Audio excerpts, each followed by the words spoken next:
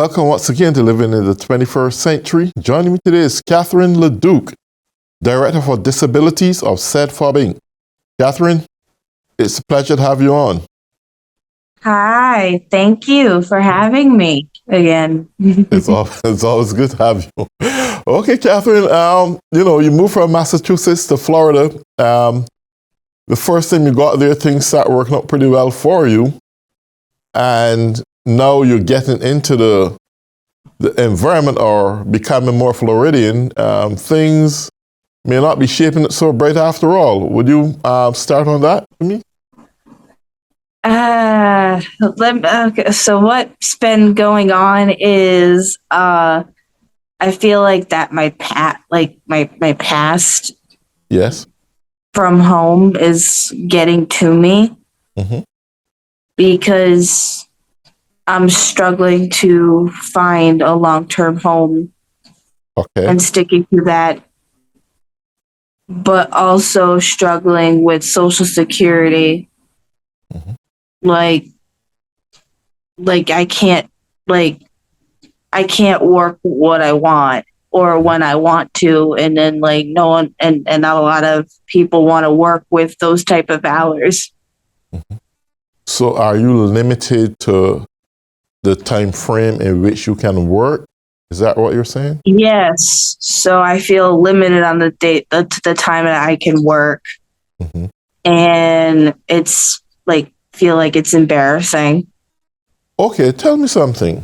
Now, you are in affordable housing, I believe, which is subsidized by government. There is a certain amount of money you have to pay per month.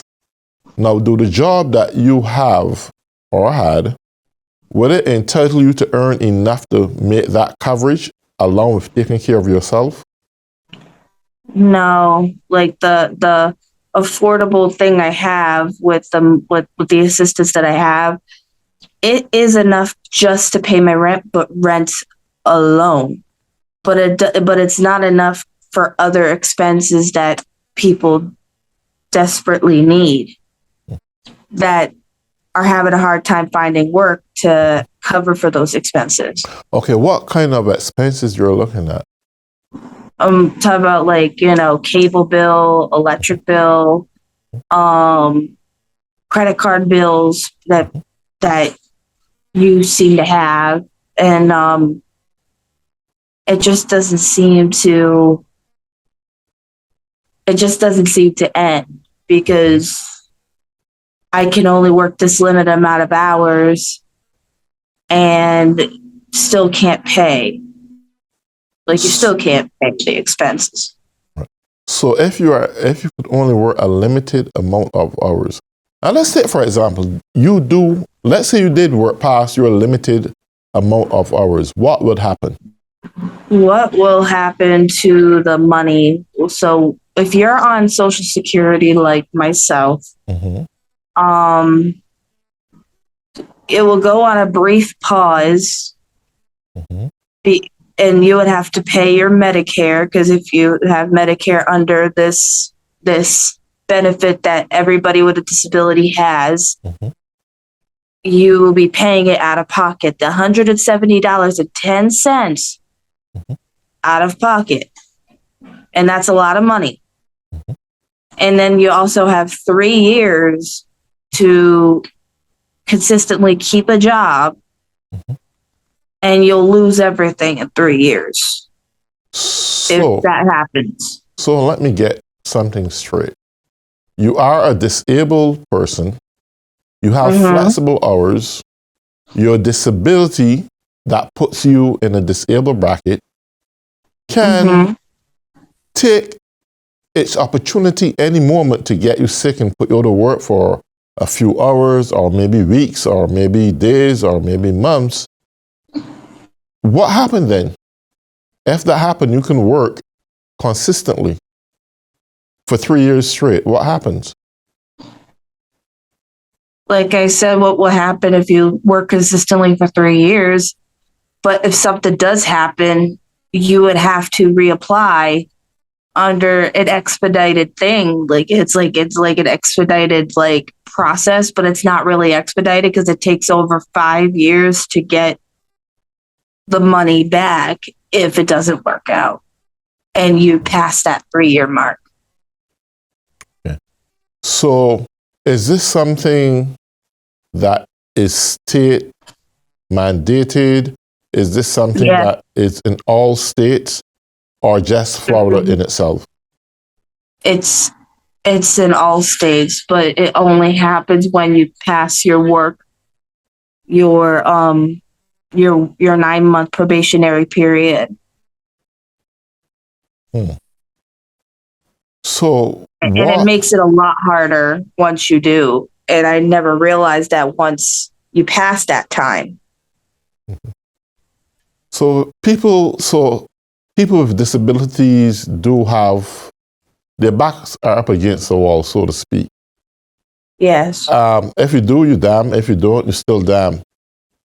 How would you go about lecturing or educating people now that face certain disabilities and solely rely on government assistance? Well, if you're solely relying on that, just be careful what you do, because sometimes with the littlest mistake, you can lose everything. Wow. Because I that happened to me almost one time when I used to work for Starbucks. I worked at Starbucks for about a year back in 2018 in Massachusetts. And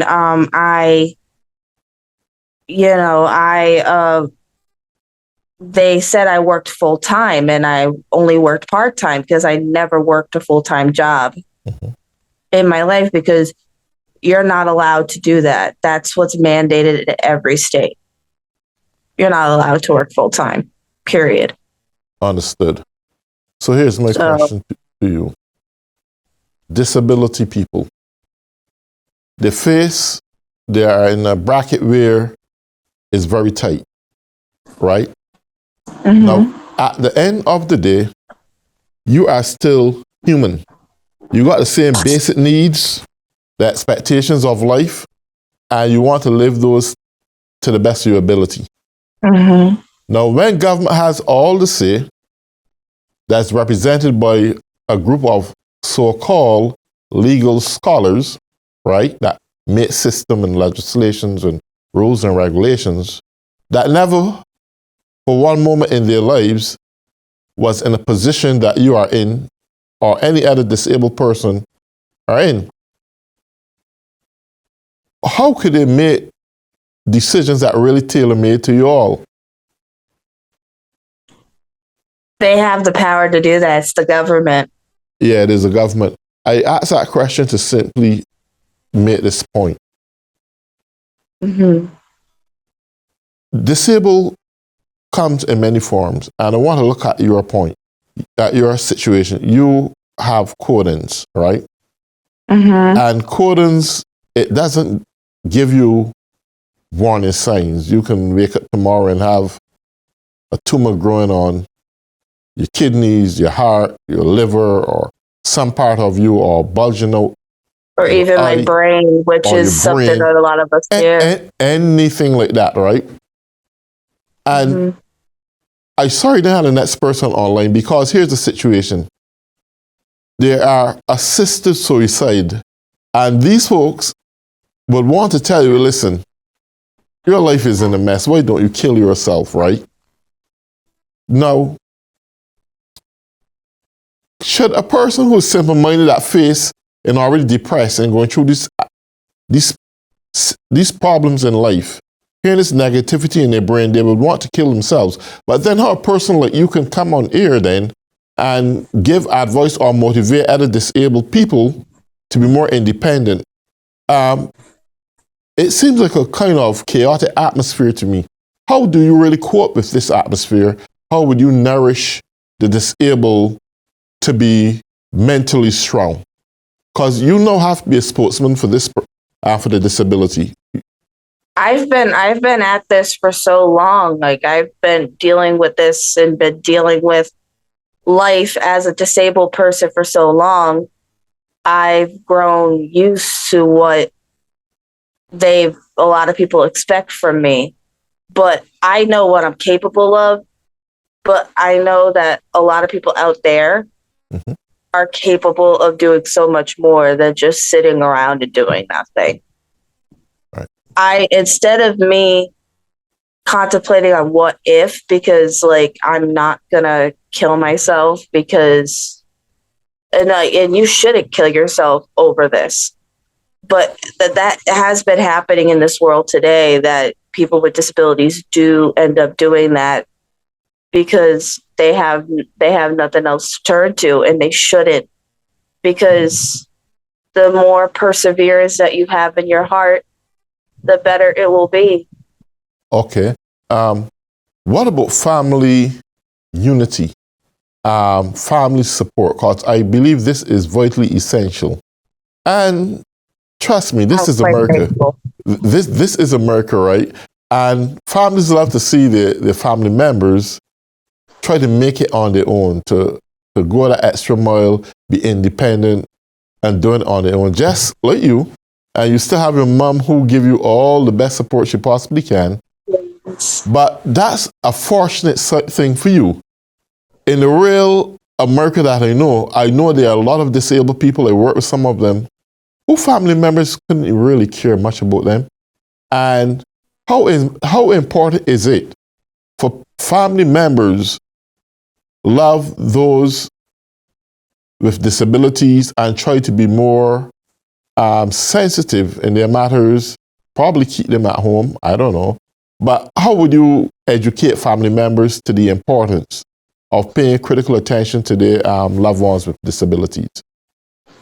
Well, this is something that my mother said to me, is when you do end up having a kid that has a disability, you're meant to have that kid. Like, you are going to take care of your kid with all your being, because they're going to have a hard time in this world, and my mom knew that, and she supported me throughout since I was a kid, and I'm quite thankful for that. That got me through today, but not a lot of people do have that. But I just want you to know that I support you. If whoever's out here, the viewers that are watching, thank you for supporting me since the very first episode. And I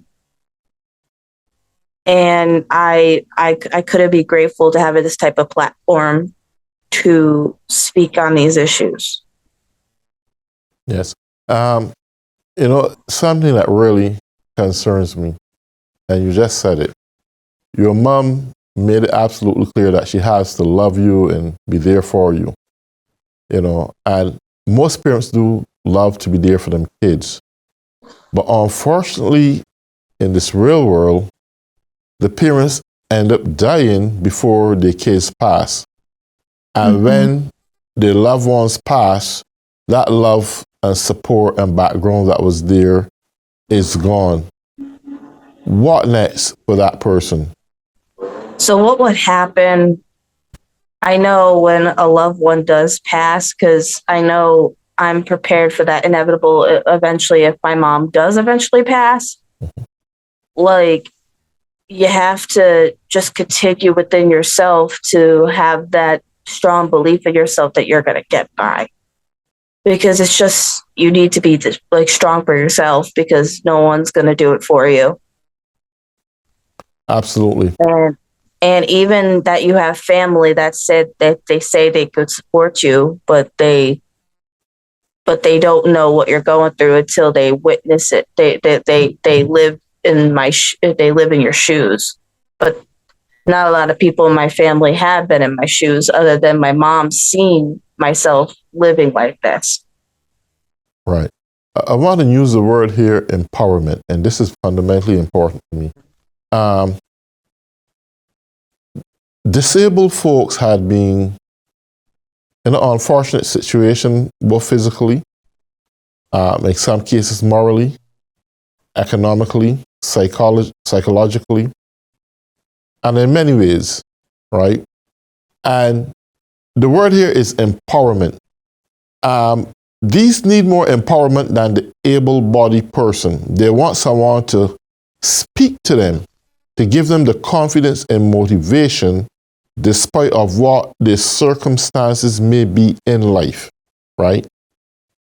I want you, Cathryn, as a member of our organization, to speak the motivational word, the word that encourages disabled people to be strong in mind, because there's some disabled person out there now, in this very minute, that probably thinking about assisted suicide. Look, you know what? I'm tired of life.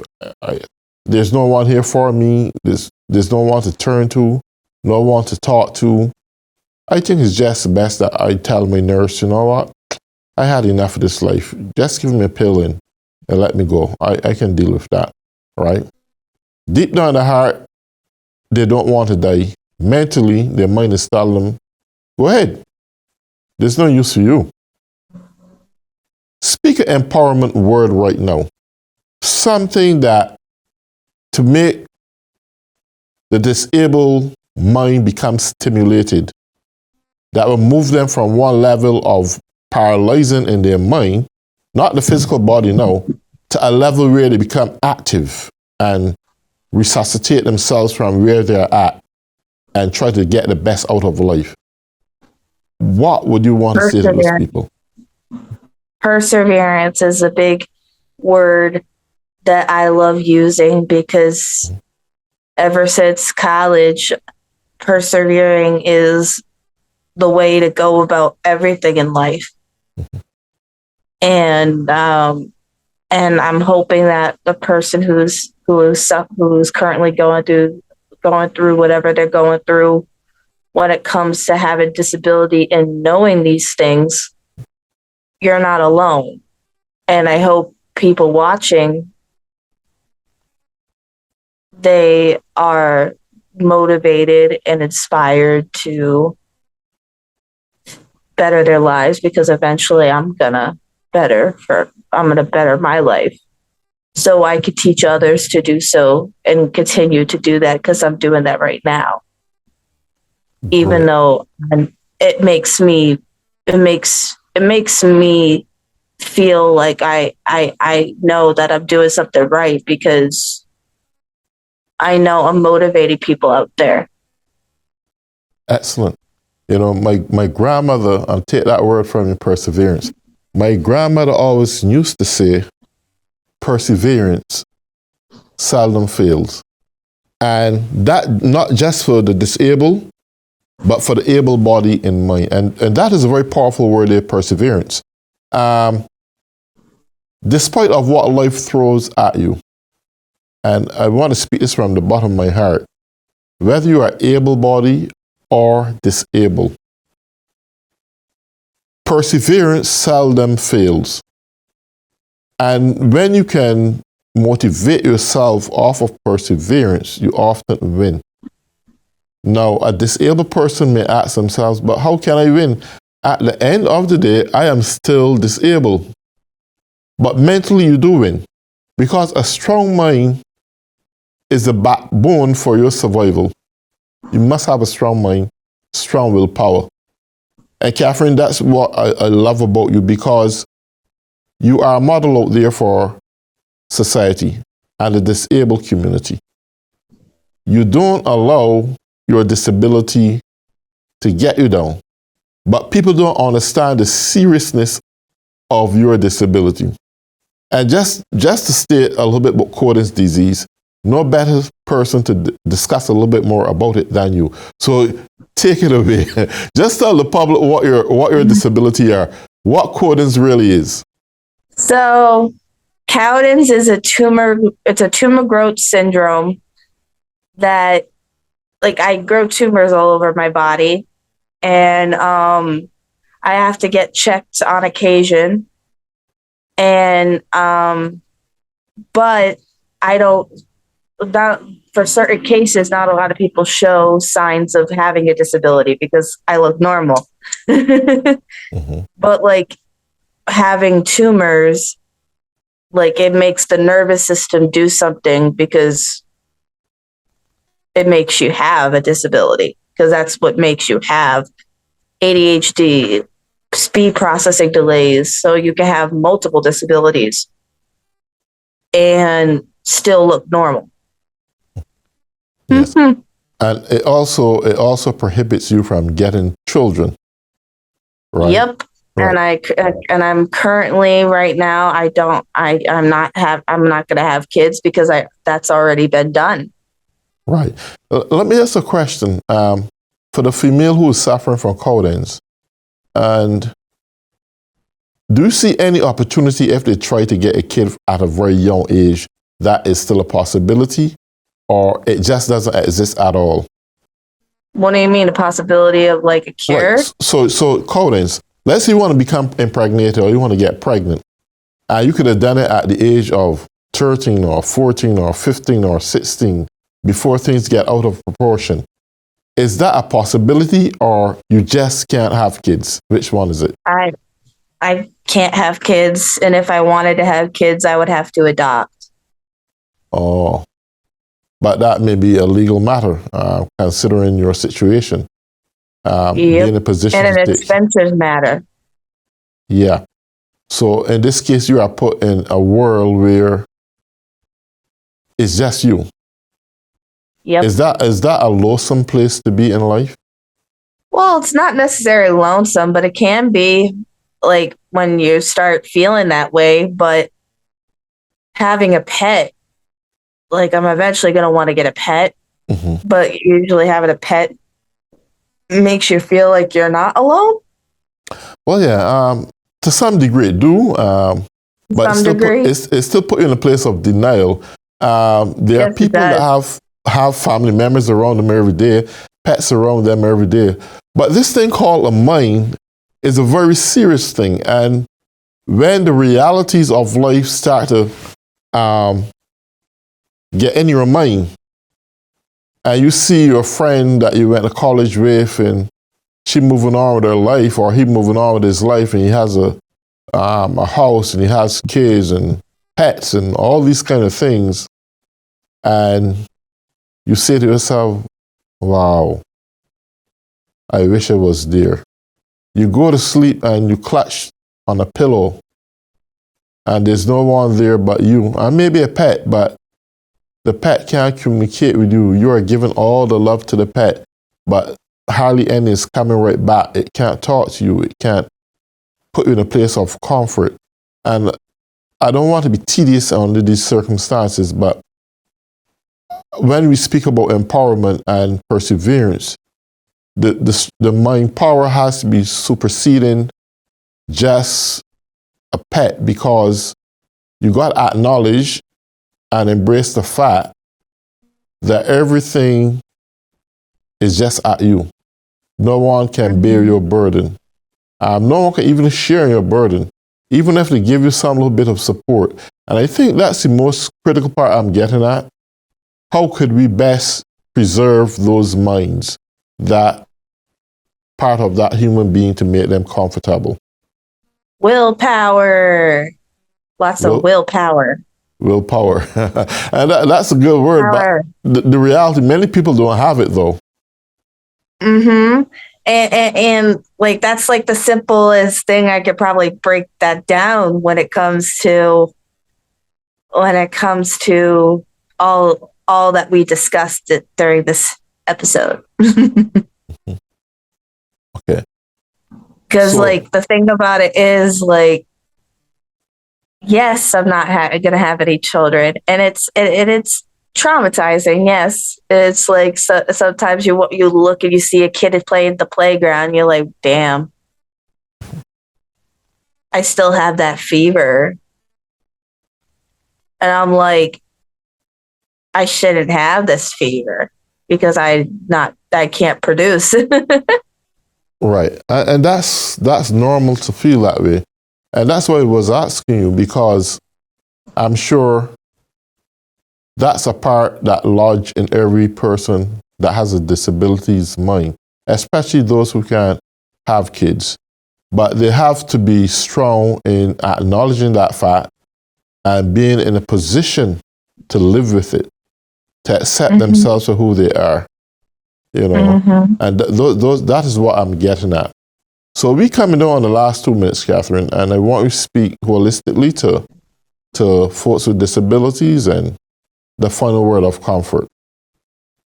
Final word of comfort. This is my favorite summit. Like, I wanted to say that you're not alone. And if you've been watching since the very first episode, like, I hope this show brings you a lot of comfort and peace, knowing that you're not alone. And if you need any help, or if you want to find me, my contact information will be like on below once this show is uploaded to YouTube. Okay. What final word would you say to families and their love and attention to their disabled And I'm also members? free to talk to families. I'm also free to talk to families that with people that are suffer from disabilities that need like the type of support and knowledge that they could do to get them by. And I'm hoping that that I can work with the people that are watching this show. I'm just hoping that, like, we can work together to make a better world for people with disabilities. Right. Well, Cathryn, on that note, we are down to the final minute of the show. I want to say thank you. Stay strong. You still have a lot of work to do. You've got to be a mentor for those who need your mentorship. I do have a lot of work. Yes. Well, thank you, Cathryn, for tuning in. And for all those who have been tuning in on Living in the 21st Century, I want to say to you, have a nice day. Take good care. Bye-bye.